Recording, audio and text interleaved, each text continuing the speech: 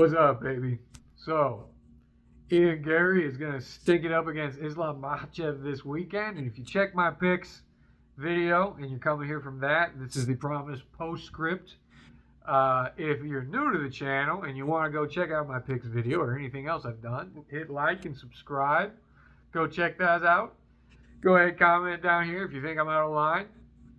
Go ahead, talk shit on all my videos. I just want someone to pay attention to me. So, topic of the video, we're going to keep it short. I think Ian, Garry, and I both know he's not going to win this fight. Why is that the case? Ian Garry brags about the stupidest shit. You know, we have that rundown of his opponents compared to Islam's that he did with DC today. You know, he's like, my last 5 opponents versus Islam's last 5 opponents.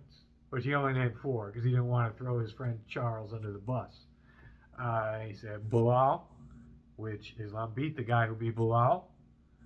We got Carlos Prates, which is incredible. It's much better than a Renato Moicano win. We got a loss to Shavkat, which is not as good as a win over Dustin Poirier. I don't even know who was before that. MVP, where he couldn't even fully out-grapple MVP versus fucking Alexander Volkanovski twice and finished him once? And he submitted Charles Oliveira during Oliveira time? Are you fucking kidding me? And he brags about, you know, in that same thing, he bragged about, like, maybe this is true, but it just sounds like, you know, your friend who spent the summer with his aunt while you were spending it with the boys in town, he comes back and he's like, oh, yeah, I fingered like 40 chicks in Arizona, and I drank so much beer, and we robbed these fucking guys, and I beat their fucking asses. We did so much crime, dude.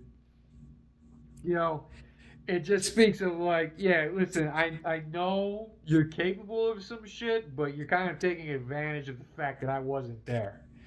Which was that, like, when he won his fight, the announcer said that he was the future of MMA in his first fight, and that just sounds like horse shit to me. It could be true, but I mean, it's 2 guys' first fight, and if someone gets knocked out in the first 10 seconds, that's what happens in first fights.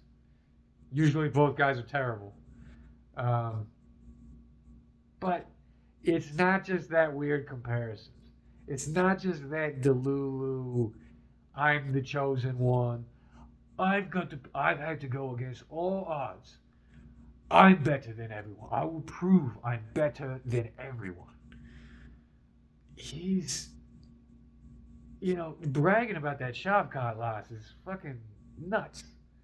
You know, he carries it on about how he's such a dangerous fighter. He's one of the most dangerous in the UFC.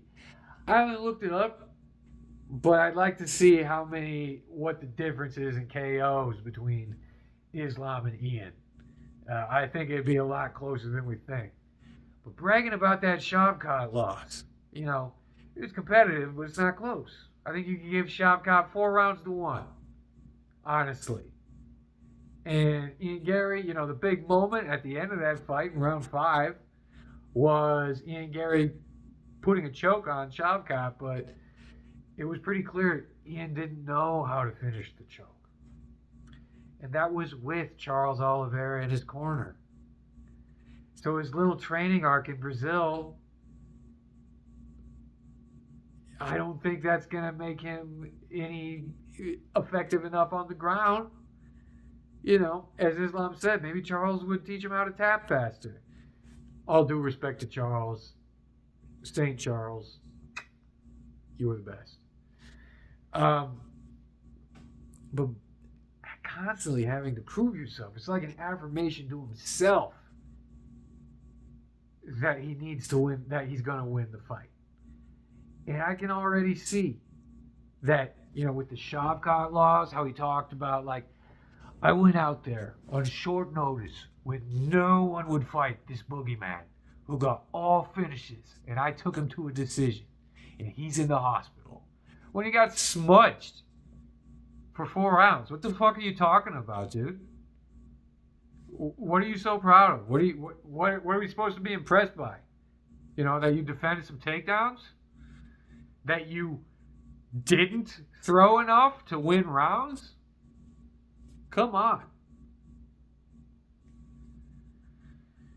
Bringing the kid. I mean, honestly, like a lot of the personal life stuff, I don't give a shit about.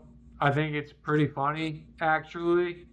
But it's just that mentality. This whole, I gotta prove against all odds. You've already proven enough. Just get just get better and better. But I think he knows that he won't. And the way that he still talks about how proud he is with the Shavkat leads me to believe he's already preparing to be proud of his loss to Islam. I think that he will talk about how he proved that he could go toe to toe with the number one pound for pound fighter in the world, even if he loses, like even if he gets dominated. I think if he gets submitted and finished, that if he, the best thing he can do for himself, I think he's part of him is psyching himself up to not tap, so that for the rest of our fucking miserable time with Ian Garry, he will just constantly remind us about how he never tapped. He just went to sleep like a warrior. You know? I just think he's too prepared to lose. And him hiring Eddie Hearn, that's a kiss of death in MMA. Tom's going to come back worse. And Ian Garry now is going to come back delulu, thinking that he has something on the other side of this going. You know? Remember, and Ian Garry is not Ilya Taporia. Let me get that clear. I remember the day after the White House, there was a movie that came out on Paramount called Taporia. What wonderful timing. I feel like that's kind of the timing of Ian Garry's investment in his press. So, I don't know. Bit of a ramble. I think Ian Garry knows that he's not going to win this matchup. I don't think it's going to be that close. Again, let me know if you think I'm full of shit. If you think this video was a waste of time, I'm glad I made it. We'll see you in the recap video. And if you want to check my final picks, if they flip it all, check me out on Tapology. Username Fight Nugget. Enjoy the fights, and we'll see you after Ian's good cry.